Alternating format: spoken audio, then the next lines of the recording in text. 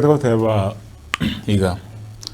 Almost by the way, Kendenge one you to realize as a community, as a country, as the globe, onyan to koleta the input and the ideas Javasa on board.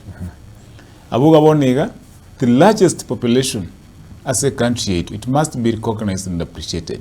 Gen Zs and millennials. These are the two teams that form the lion's share, the voting bloc, society's Chito and our country. Amagani, Gen Zs and millennials, are very specific. One, everything then they call inclusivity. Only talk sona near similar. The moment we feel neglected, that is why Gen Zs have a problem. No more wins. They are not involved.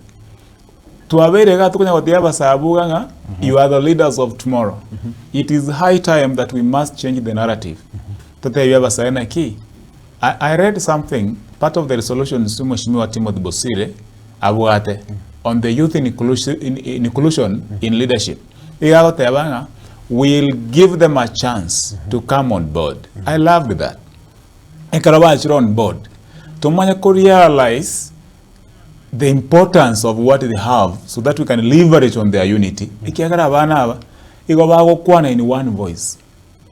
Naende spirit nere ya lengembe ya tokenism in young people.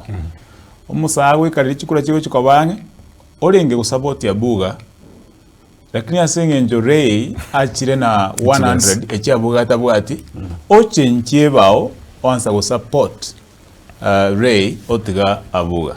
It is high time as the young people we run away from the spirit of tokenism and appreciate the important cause of rallying behind a leader with principles, a leader with ideologies, a leader with positive ideas that can transform this country and even our areas where we come from. Nkolera saba sayango tayawayo.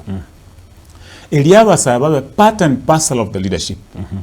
Tito basa kuchaka onyele chame kuchaka. Tuachaka tuayeros tuakora kama watebona basaye. Inchi mogenda social media, mogenda kukuanele chama. Inchi mogenda social media, mogenda kutokinya lewe. No.